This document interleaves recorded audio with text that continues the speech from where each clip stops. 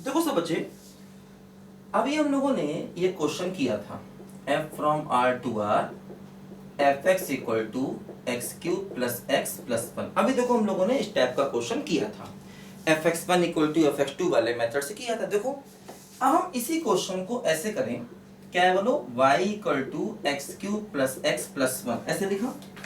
देखो इसका डिफरेंशिएशन करें, क्या होगा बोलो, 3x स्क्वायर प्लस वन, है ना। इसका कर दिया डिफरेंशिएशन।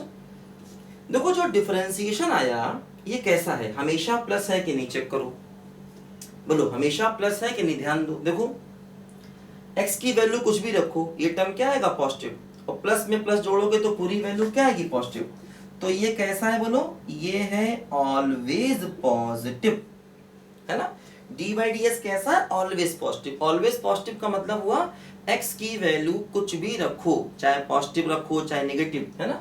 चाहे आप x की वैल्यू 1 लो, चाहे 2 लो, चाहे 3 लो, चाहे -1 लो, चाहे -2 लो, चाहे कुछ भी लो, मतलब कोई भी रियल नंबर लो, x की वैल्यू कोई भी real number low, D by d S हमेशा क्या आएगा, पॉजिटिव।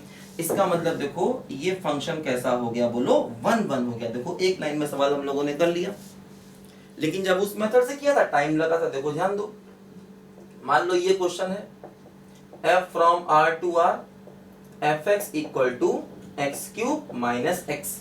देखो ऐसा क्वेश्चन भी हम लोगों ने भी किया था। देखो इसे करना है y equal to x cube minus x, इसका डी बाई डी एस निकालो तो क्या होगा, 3x स्क्वायर माइनस वन, है ना। इसका आया डिफरेंशिएशन। देखो बताया था मैंने आपको डिफरेंशिएशन कैसे करते हैं, एक्स क्यूब का क्या होगा 3x स्क्वायर, एक्स का कितना होगा 1। अब देखो जो डिफरेंशिएशन आया है, ये डिफरेंशिएशन हमेशा प्लस नहीं होगा, कभी प्लस होगा कभी माइनस होगा।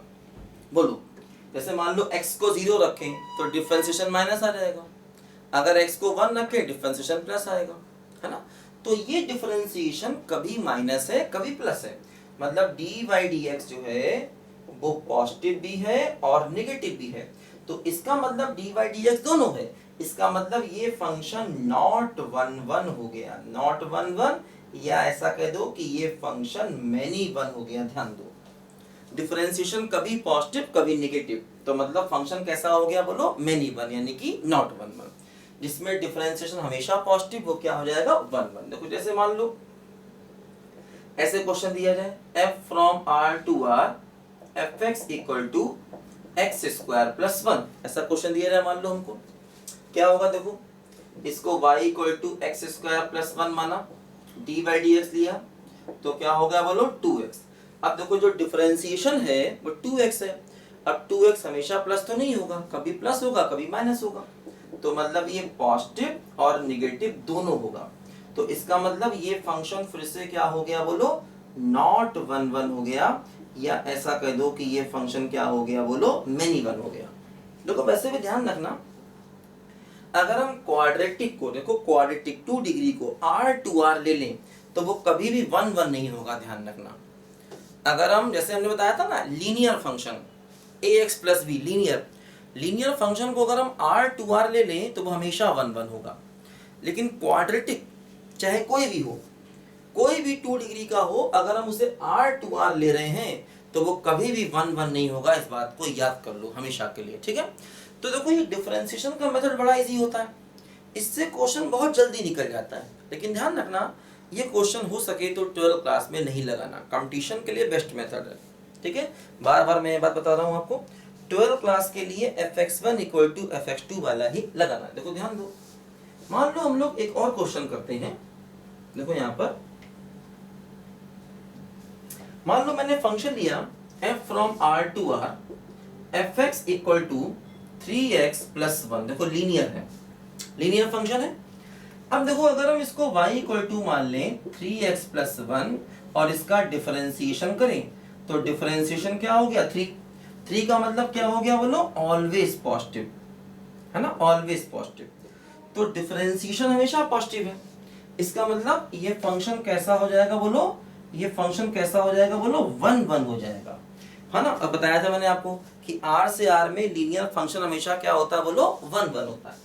तो इस टाइप का कोई भी क्वेश्चन हो हम बड़ी आसानी से देखो उसको सॉल्व कर सकते हैं डिफरेंशिएशन करके। अगर डिफरेंशिएशन हमेशा पॉजिटिव तो 1 1, और हमेशा नेगेटिव तब भी 1 1।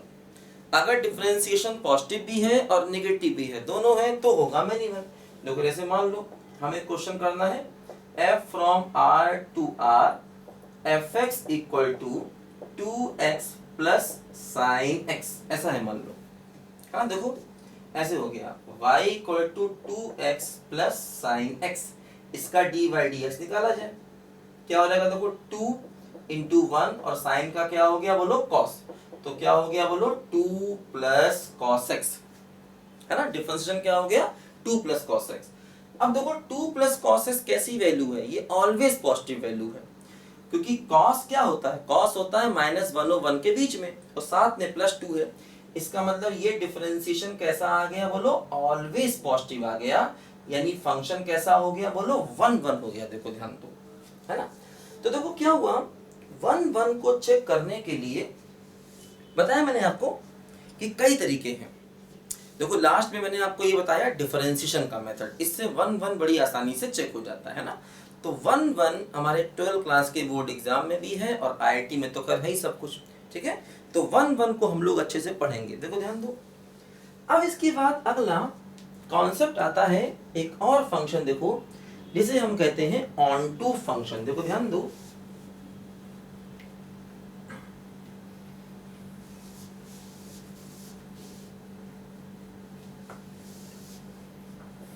ठीक है। देखो एक और कॉन्सेप्ट पता है अपना onto functions, onto functions. देखो ध्यान दो, ऑन टू को सर्जेक्टिव भी कहते हैं, सर्जेक्टिव, है ना। ऑन टू को सर्जेक्टिव भी कहते हैं, ध्यान दो। ऑन टू फंक्शंस का मतलब सर्जेक्टिव फंक्शन। देखो क्या होता है, हम लोग चलते हैं थोड़ा फंक्शन की स्टार्टिंग पर, जहां हम लोगों ने फंक्शन की स्टार्टिंग की थी। देखो मैंने आपको ऐसे बताया था कि जैसे मान लो एक सेट A है, एक सेट B है। मान लो यहाँ पर A1 है, A2 है, A3 है, और B1 है, B2 है, और B3 है, ठीक है, और B4 है, ऐसा है। देखो मान लो A1 का रिलेशन B1 से है, A2 का B2 से, A3 का दोनों से है। तो मैंने बताया था अगर x की एक वैल्यू के लिए y की 2 वैल्यूज हो जाएं, तो ऐसे फंक्शन को नॉट फंक्शन कहते हैं, मतलब ये फंक्शन नहीं होता, है ना। x की एक वैल्यू के करस्पॉन्डिंग अगर y की 2 वैल्यू हो जाए तो इसको हम लोग फंक्शन नहीं कहते, ये क्या होता बोलो, नॉट फंक्शन। दूसरा देखो मैंने आपको बताया था कि जैसे मान लो ये a है, ये b है, a1 a2 a3 a4, और यहाँ पर मान लो है b1 b2 b3, इसका इससे रिलेशन, इसका इससे रिलेशन, इसका इससे रिलेशन।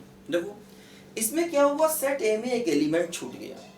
अगर सेट ए में एक एलिमेंट छूट जाए तो इसको भी हम लोग फंक्शन नहीं कहते, ये क्या हो जाएगा बोलो, नॉट फंक्शन, क्योंकि सेट ए में एक एलिमेंट छूट गया, है ना, तो इसको हम लोग फंक्शन नहीं कहेंगे। अच्छा अब देखो ध्यान दो, जैसे कि मतलब ऐसा भी कह सकते हैं एक x ऐसा है जिसको अपना y नहीं मिला, यहाँ पर एक x के करस्पॉन्डिंग 2 y बराबर है तो फंक्शन नहीं होगा, है ना। 2 तरीके से x y को लेकर भी समझ सकते हैं और इसको भी लेकर समझ सकते हैं हम लोग, मैंने बताया था आपको दोनों तरीकों से, ठीक है। अब देखो ये ऐसा x है जिसको अपना y नहीं मिला, तो देखो क्या हो जाएगा बोलो, नॉट फंक्शन। जैसे कि मान लो फॉर एग्जांपल, हमने एक और एग्जांपल लें यहाँ पर, देखो ये a ये b, ये है a1 a2 a3 a4, और मान लो b1 b2 और b3, a1 का रिलेशन b1 से है, a2 का b2 से, a3 का b3 से, a4 का b3। देखो ध्यान दो यहाँ पर क्या हो रहा है, 2x के लिए सेम y आ गया, 2x के लिए सेम y। तो जब 2 अलग अलग x के लिए सेम y आ जाए तो ये फंक्शन तो होता है ना, ये फंक्शन है। एक x के 2 y तो नॉट फंक्शन, 2x के सेम y तो फंक्शन, ये फंक्शन तो है। लेकिन ध्यान दो ये फंक्शन है मैनी वन फंक्शन, ध्यान दो इस फंक्शन को कहेंगे मैनी वन, यानी कि नॉट 1 1, बात एक ही है ना, क्योंकि 2x के करस्पॉन्डिंग क्या हो रहा है बोलो, सेम y, तो कैसा फंक्शन हो गया बोलो, मैनी वन फंक्शन, नॉट 1 1, मतलब ये फंक्शन तो है लेकिन ये 1 1 नहीं है। अच्छा अब देखो ध्यान दो, हमने एक और एग्जांपल लेते हैं। मान लो फॉर एग्जांपल हमने ऐसे लिया ये ए है ये बी है, ये मान लो ए है ये बी है, ये A1 है ये A2 है ये A3 है, और ये B1 है B2 है B3 है और B4 है। इसको इससे रिलेट किया, इसको इससे किया, इसको इससे किया। देखो ध्यान दो, जैसे A में एलिमेंट छूटा था तो फंक्शन नहीं था, लेकिन यहां पर देखो A में एलिमेंट नहीं छूटा, B में एलिमेंट छूटा, तो अब ये फंक्शन तो है ना, ये फंक्शन तो है, इसको फंक्शन कहेंगे। लेकिन देखो ये फंक्शन एक्चुअली ऑन टू नहीं है, ये फंक्शन है देखो not onto, not onto. और नॉट ऑन टू को इनटू भी कहते हैं, ध्यान देना। नॉट ऑन टू या इनटू एक ही बात है, ध्यान देना। जैसे कि नॉट वन वन और मैनी वन एक ही बात, तो ध्यान देना। अगर दो एक्स का सेम वाई तो फंक्शन वन वन नहीं होगा। हाँ देखो यहाँ पर हमने क्या बताया था, अगर हम ध्यान दें तो इस फंक्शन का कोडोमेन बी है।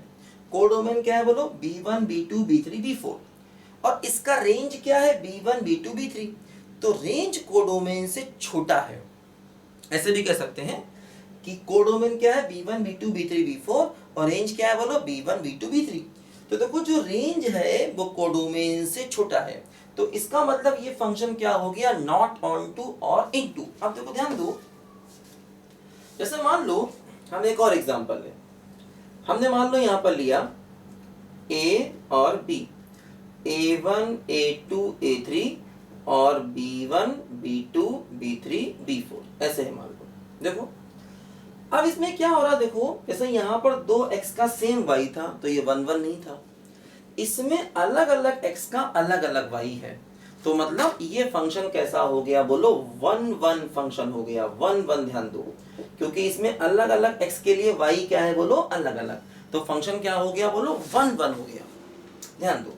हाँ देखो इसमें एक y छूट गया, b का एक एलिमेंट छूट गया। अगर b का एलिमेंट छूटा तो फंक्शन 1 1 नहीं होगा। देखो यहाँ सॉरी ऑन टू नहीं होगा।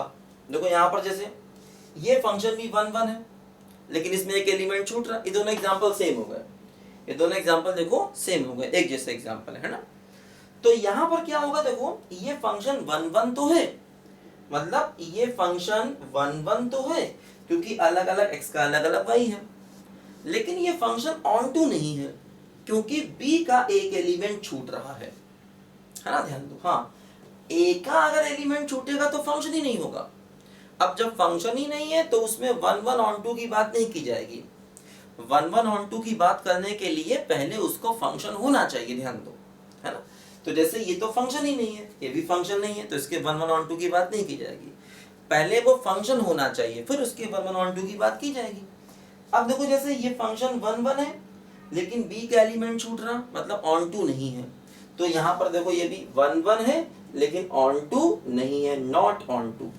ठीक है, देखो ध्यान दो। मान लो हम एक और एग्जांपल लेते हैं। हमने देखो ऐसे एग्जांपल लिया, ऐसे करके देखो, मान लो A1 है A2 है और A3 है, और मान लो B1 है B2 है। देखो A1 इस पर गया, A2 इस पर गया, A3 इस पर गया। अब देखो क्या हो रहा है, इसमें दो x का सेम y है, तो जब दो x का सेम y है इसका मतलब ये फंक्शन 1 1 नहीं है। कैसा है बोलो, मैनी वन। दो x का सेम y तो फंक्शन क्या है बोलो, मैनी वन। देखिए देखो b का एलिमेंट छूट नहीं रहा, जो कोडोमेन है वही रेंज, इसलिए अब ये ऑन टू हो गया, तो ये फंक्शन मैनी वन है ना। मैनी वन का मतलब नॉट 1 1, लेकिन ये ऑन टू है। ध्यान दो, ऑन टू ये है क्योंकि b का कोई एलिमेंट नहीं छूटा। जब b का एलिमेंट छूट जाता है तो फंक्शन ऑन टू नहीं होता। देखो जैसे ये वाला एग्जांपल देखें हम लोग, ये एग्जांपल भी देखो 1 1 नहीं है, लेकिन ये एग्जांपल भी देखो ऑन टू है। ध्यान दो, इसमें भी देखो b का एलिमेंट नहीं छूट रहा, नॉट 1 1, लेकिन ये फंक्शन ऑन टू है। ठीक, अच्छा अब देखो एक एग्जांपल हम लोग और देखें। देखो ऐसे मान लो ये सेट A है, ये सेट B है, यहाँ पर A है, यहाँ पर B है, A1 है, A2 है, A3 है, B1 है, B2 है और B3 है। A1 B1 पर गया, A2 B2 पर गया, A3 B3 पर गया। देखो ध्यान दो, अब इस फंक्शन को देखो, ये फंक्शन 1 1 भी है और ऑन टू भी है, दोनों है। देखो अलग अलग x का अलग अलग y, इसलिए 1 1। b का कोई एलिमेंट नहीं छूट रहा इसलिए ऑन टू। तो ये फंक्शन 1 1 भी है और ऑन टू भी है, ध्यान दो। ये फंक्शन 1 1 भी है और ऑन टू भी है। और जो फंक्शन 1 1 ऑन टू दोनों होता है उसे बाइजेक्टिव कहा जाता है, ध्यान दीजिए, बाइजेक्टिव। तो 1 1 को इंजेक्टिव भी कहते हैं, याद रखो। ऑन टू को सर्जेक्टिव भी कहते हैं, याद रखो। जो फंक्शन 1 1 ऑन टू दोनों है उसे हम बाइजेक्टिव भी कहते हैं, ध्यान दो। तो देखो ध्यान देना, सबसे पहले तो ये देखना पड़ता है कि कोई चीज फंक्शन है कि नहीं है। अब फंक्शन कब नहीं होगा? अगर एक x से 2y तो फंक्शन नहीं होगा। a में एलिमेंट छूटेगा तो फंक्शन नहीं होगा, ध्यान दो। ये दोनों फंक्शन ही नहीं है, तो इनके 1 1 ऑन टू की बात नहीं की जाएगी। हाँ देखो, अगर b में एलिमेंट छूटा तो कोई समस्या नहीं, छूट सकता, फंक्शन होगा। लेकिन अगर b में एलिमेंट छूटा तो ऑन टू नहीं होगा, है ना। और अगर 2x का सेम y आ गया तो 1 1 नहीं होगा। अगर b में एलिमेंट छूटा तो ऑन टू नहीं होगा, और अगर 2x का सेम y आ गया तो 1 1 नहीं होगा, मतलब मैनी 1 होगा। अब देखो जैसे ये फंक्शन, ध्यान दो, इसमें b में एलिमेंट छूट गया, है ना, b में एलिमेंट छूट गया जिसको करस्पॉन्डिंग एलिमेंट नहीं मिला, तो इसलिए ये ऑन टू नहीं होगा। लेकिन एक x का एक y है इसलिए 1 1 होगा, मतलब अलग अलग x का अलग अलग y इसलिए 1 1 होगा। यहाँ देखो एग्जांपल, 2x का सेम y इसलिए 1 1 नहीं होगा। लेकिन b में एलिमेंट नहीं छूटा इसलिए ऑन टू होगा। b में एलिमेंट छूटेगा तो नॉट ऑन टू, और b में एलिमेंट नहीं छूटेगा तो ऑन टू। ठीक, जैसे देखो ये वाला एग्जांपल देखो, वही चीज है कि अलग अलग x का अलग अलग y इसलिए 1 1, b में एलिमेंट छूटा इसलिए not onto. Not onto, not onto को इनटू भी कहते हैं, ध्यान रखना। नॉट ऑन टू को इनटू भी कहते हैं, ध्यान रखना। और नॉट 1 1 को मैनी 1 भी कहते हैं। देखो जैसे इसमें क्या है, 2x का सेम y तो 1 1 नहीं, लेकिन b में एलिमेंट नहीं छूटा इसलिए ऑन टू। नॉट 1 1, नॉट 1 1 का मतलब क्या हुआ बोलो, मैनी 1। नॉट 1 1 का मतलब क्या हुआ बोलो, मैनी 1। तो ये फंक्शन मैनी 1 है लेकिन ऑन टू है, ध्यान दो।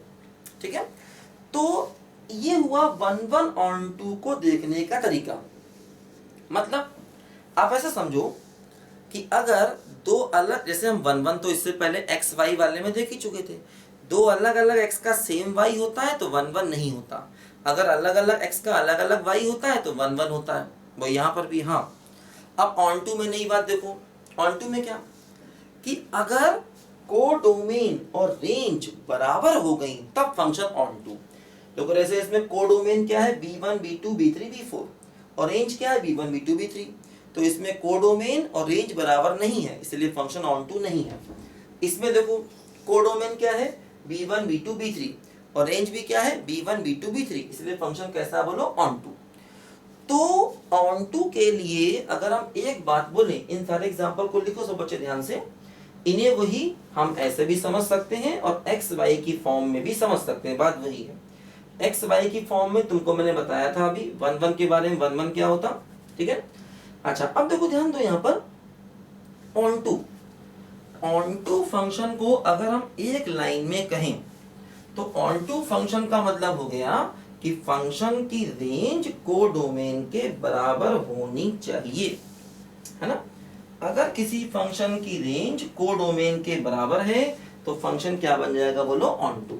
तो कोई फंक्शन सर्जेक्टिव कब होगा, अगर फंक्शन की रेंज उसकी कोडोमेन के बराबर हो जाए, है ना।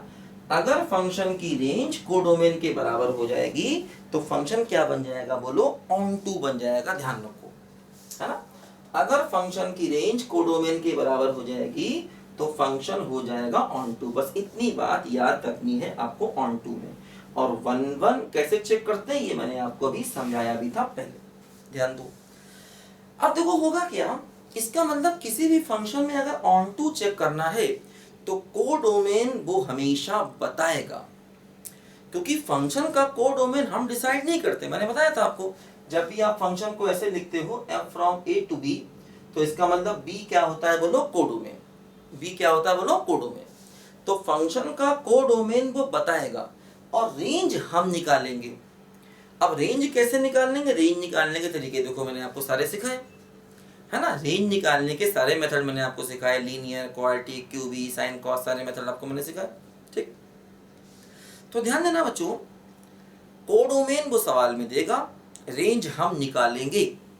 अगर कोडोमेन नहीं दिया है, मैंने बताया था पहले भी आपको, अगर कोडोमेन नहीं दिया है और फंक्शन रियल है तो कोडोमेन को आर मान लेते हैं। मैंने आपको पहले भी ये बात बताई थी, ठीक। अगर कोडोमेन नहीं दिया है और फंक्शन रियल है तो कोडोमेन को क्या मान लेते हैं? आर। तो मतलब कोडोमेन वो देगा, नहीं देगा, फंक्शन रियल होगा तो उसे आर मान लिया जाएगा।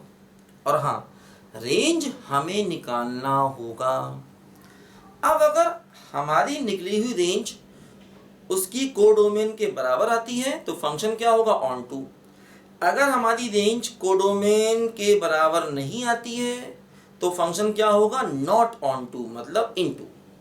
तो हमारी रेंज अगर कोडोमेन के बराबर नहीं आई, अब देखो ध्यान दो, अगर रेंज कोडोमेन के बराबर नहीं आई इसका मतलब उससे कम होगी हमेशा, क्योंकि रेंज कभी भी कोडोमेन से ज्यादा नहीं हो सकती। मैंने आपको शुरू में ही बताया था, अगर हमारी निकाली गई रेंज कोडोमेन से कम आ गई, उससे छोटी आ गई, तो फंक्शन ऑन टू नहीं होगा बल्कि क्या होगा? इनटू।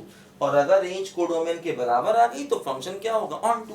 देखो ध्यान दो, जैसे मान लो हम लोग कुछ क्वेश्चंस करें, छोटे छोटे क्वेश्चन करें। देखो जैसे मान लो एक फंक्शन दिया गया है f from n to n और fx इक्वल टू दिया गया मान लो x स्क्वायर। अब हमें इसको 1 1 भी चेक करना है, ऑन टू भी चेक करना, दोनों चेक करना है। देखो ध्यान दो क्या हुआ, ये इसको ऐसे भी लिख सकते हैं y बराबर एक्स स्क्वायर। अब क्या होगा? देखो x की अलग अलग वैल्यू रखो, x क्या है बोलो? Natural number. तो x को 1 रखो तो y भी क्या आएगा? 1। x को 2 रखो, y क्या आएगा? 4। x को 3 रखो तो y क्या आएगा? 9 एंड सो ऑन। तो क्या हो रहा है? देखो ध्यान दो, नेचुरल नंबर डोमेन है, x की वैल्यू 1 2 3 4 रख सकते हैं, है ना। तो हम जब x की अलग अलग वैल्यू रख रहे हैं तो y अलग अलग मिल रहा है, इसका मतलब फंक्शन क्या है बोलो? 1 1 है ना। देखो ध्यान दो, फंक्शन कैसा है? 1 1, ठीक है। क्योंकि हम x की वैल्यू सिर्फ नेचुरल नंबर ही रखेंगे, x की नेगेटिव वैल्यू नहीं ले सकते, डोमेन में नहीं है। तो फंक्शन कैसा हो गया बोलो? ये कैसा फंक्शन हो गया बोलो? ये फंक्शन हो गया है अपना 1 1 फंक्शन। अच्छा देखो, रेंज इसकी निकालो। रेंज का मतलब क्या होता है? y की वैल्यू। देखो ध्यान दो, अब तुम ये मत समझना y बराबर एक्स स्क्वायर है, y बराबर एक्स स्क्वायर है तो इसका ग्राफ ऐसे बनता है। अब तुम सोचो कि y की वैल्यू 0 टू इंफिनिटी हो गई। हाँ, वो तब होती जब इसमें x भी r होता। y की वैल्यू 0 टू इंफिनिटी तब होती जब इसका डोमेन r होता। मतलब जैसे x की वैल्यू 1 होती, 1.1 भी होती, 1.12 भी होती, 1.13 भी होती, 1.14 भी होती r, तब इसका रेंज 0 टू इंफिनिटी होता। रेंज का मतलब y। देखो इसमें एक्चुअली x r नहीं है, x की लिमिटेड वैल्यू है। x 1 है, फिर 2 है, फिर 3 है, फिर 4 है। मतलब x 1 है लेकिन 1.1 नहीं है, 1.12 नहीं है, 1.134 नहीं है, 1.9 नहीं है ना। तो x की डिसकंटिन्यूअस वैल्यू है। पहले 1 हुआ, फिर 2 हुआ, फिर 3 हुआ, फिर 4 हुआ। इसलिए इसका रेंज डायरेक्ट आप ग्राफ से मत निकाल देना, ये रेंज इसका नहीं होगा। ये रेंज तब होता जब x भी r होता, मतलब ये फंक्शन r टू r दिया जाता, तब इसका रेंज ये होता। तो रेंज देखो यहां पर क्या हुआ, रेंज का बेसिक मतलब क्या होता है? रेंज का बेसिक मतलब होता है देखो y की वैल्यूज। तो देखो इस फंक्शन का रेंज क्या दिखाई दे रहा? रेंज में 1 आ रहा है, 4 आ रहा है, 9 आएगा, 16 आएगा, 25 आएगा एंड सो ऑन। देखो ये रेंज आ रहा है। रेंज का मतलब क्या आ रहा है? देखो y की ये वैल्यूज आ रही, ध्यान दो।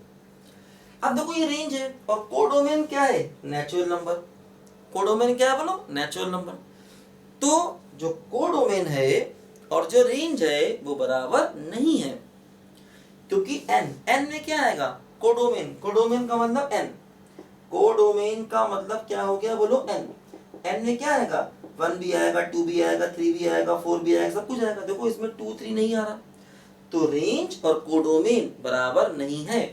तो रेंज जो है वो कोडोमेन के बराबर नहीं है। इसका मतलब ये हुआ कि हमारा जो फंक्शन है वो ऑन टू नहीं है, not onto. Not onto का मतलब क्या हो गया बोलो, इनटू हो गया। नॉट ऑन टू का मतलब क्या हो गया बोलो, इनटू। तो ध्यान देना कि इस टाइप के सवाल हमेशा हम ऐसे करेंगे, ये फंक्शन 1 1 है, अलग अलग x का अलग अलग y है, ठीक, लेकिन रेंज कोडोमेन के बराबर नहीं है, इसलिए ऑन टू नहीं है। तो ये फंक्शन 1 1 और not onto, not onto को इनटू भी कहते हैं, ध्यान दो, ठीक है। तो ये हम लोगों ने एक एग्जांपल देखा, और एग्जांपल देखो, देखते हैं, इसको लिखो सब बच्चे पहले ध्यान से।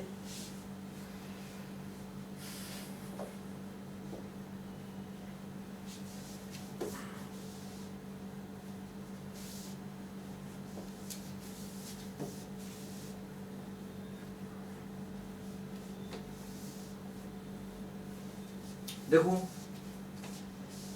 मान लो हम एग्जांपल ले लें, f from z to z fx equal to x cube. z का मतलब क्या होता है बोलो, इंटीजर्स। z का मतलब क्या होता है बोलो, इंटीजर्स। मतलब देखो इंटीजर में 0 भी आएगा, 1 भी आएगा, 2 भी आएगा, 3 भी आएगा, 4 भी आएगा, -1 भी आएगा, -2 भी आएगा, -3, सब कुछ आएगा, है ना, इंटीजर्स। देखो ध्यान दो, इसको ऐसे लिखें y बराबर एक्स क्यूब। अब जैसे x को 1 लोगे तो y 1 आ जाएगा, x को 2 लोगे तो y 8 आ जाएगा, x को 3 लोगे तो y 27 आ जाएगा, एंड सो ऑन। देखो x को 0 लोगे तो y 0 आ जाएगा, x को -1 लोगे तो y -1 आ जाएगा, x को -2 लोगे तो y -8 आ जाएगा, एंड सो ऑन। तो क्या हो रहा है, अलग अलग x के लिए y अलग अलग है, डिफरेंट डिफरेंट x के लिए y कैसा है बोलो, डिफरेंट डिफरेंट। इसका मतलब ये फंक्शन क्या हो गया बोलो, 1 1। तो ये फंक्शन कैसा हो गया बोलो, 1 1, अलग अलग x का अलग अलग y है, ठीक। अब देखो ध्यान दो, रेंज, रेंज क्या हुआ, रेंज का मतलब y की वैल्यूज, क्योंकि यहां भी देखो डोमेन r नहीं है, तो इसलिए रेंज आप वो मत समझना r, जैसे y बराबर एक्स क्यूब ऐसे होता है ना, देखो y बराबर एक्स क्यूब का ग्राफ ऐसे होता है, तो तुम सोचोगे देखो y की वैल्यू -∞ से लेके +∞ है, लेकिन मतलब इसका रेंज r हो गया। लेकिन रेंज r तब हुआ जब डोमेन भी r होता, मतलब अगर ये फंक्शन r टू r दिया जाए तब इसका रेंज r होगा, ध्यान रखना, तब इसका रेंज r होगा। r का मतलब सारे रियल नंबर्स, r का मतलब सारे रियल नंबर, मतलब y की वैल्यू 0 भी होगी, 0.1 भी होगी, 0.2 भी होगी, 0.3 भी होगी, है ना, y की वैल्यू 1 भी होगी, 1.1 भी होगी, 1.2 भी होगी, सब कुछ होगी। तो r में सब कुछ आता है, तो इसका रेंज r कब होता, जब डोमेन r होता। हाँ ध्यान दो, अब जैसे कई बार हम सिर्फ ये लिखते हैं y बराबर एक्स क्यूब, है ना, तो इसका मतलब अब हम खाली ये लिख रहे हैं, इनका मतलब डोमेन नहीं दिया। तो अगर डोमेन नहीं दिया तो डोमेन क्या लिया जाएगा, r, क्योंकि इसका डोमेन r होता है, ध्यान दो, है ना। तो खाली ऐसे लिखें तब भी रेंज r हो गया, क्योंकि उस केस में भी डोमेन को r ही माना जाएगा। और अगर f from r to r लिखें, मतलब डोमेन बता दे, तब तो डोमेन r हो ही गया, खैर तब भी रेंज r हो गया, है ना। तो अगर हम y equal to x cube खाली ऐसे लिखें और डोमेन को ना बताएं, तब भी हमको मालूम है इस फंक्शन का डोमेन मतलब x r होता है, तो y भी क्या हो गया, r। लेकिन अब जैसे यहाँ पर तुमको मैंने डोमेन डिसाइड कर दिया कि z है, z का मतलब इंटीजर्स है, तो अब अगर डोमेन इंटीजर्स है तो रेंज ऐसे r नहीं होगा, ध्यान रखना। मतलब यहाँ पर भी देखो हमें x की लिमिटेड वैल्यू दी गई है, 1 2 3 4 -1 -2 -3, है ना, इसलिए इसका भी रेंज ऐसे r नहीं लिखेंगे। तो रेंज का मतलब क्या हो गया बोलो, रेंज का मतलब होता है y की वैल्यूज। देखो y की वैल्यूज क्या क्या आ रही है, देखो y की वैल्यू 0 आ रही है, y की वैल्यू -1 आ रही है, y की वैल्यू -8 आ रही है, y की देखो वैल्यू 1 आ रही है, 8 आ रही है, 27 आ रही है, ऐसे आ रही है। तो क्या y मतलब रेंज कोडोमेन के बराबर है, देखो कोडोमेन क्या दिया गया, z। देखो ये हमेशा क्या होता है, कोडोमेन, जो यहाँ पर लिखा होता है वो क्या होता है, कोडोमेन। तो कोडोमेन क्या दिया गया, z। z का मतलब देखो क्या हुआ, z का मतलब हुआ 0 1 2 3 -1 -2 ये सब कुछ। तो क्या रेंज कोडोमेन के बराबर है? देखो नहीं है। देखो इसमें 1 आ रहा है, 2 नहीं आ रहा, 3 नहीं आ रहा, इसमें 1 2 3 सब कुछ आ रहा। तो इसका मतलब हुआ कि रेंज कोडोमेन से छोटा है। मैंने बताया था रेंज कोडोमेन के बराबर नहीं होगा तो उससे छोटा होगा। देखो ये सिंबल किसका है? सबसेट का। सबसेट का मतलब छोटा या इक्वल, है ना। तो वैसा भी कह सकते हैं range not equal to codomain. तो इसका मतलब ये फंक्शन क्या हो गया? बोलो नॉट ऑन टू हो गया, यानी कि इनटू भी कह सकते हैं। ध्यान दो, है ना। तो इस तरीके से ये क्वेश्चन हमेशा हमको चेक करने होंगे। सब बच्चे लिखो ध्यान से, और भी ऐसे क्वेश्चन हम लोग अभी करेंगे।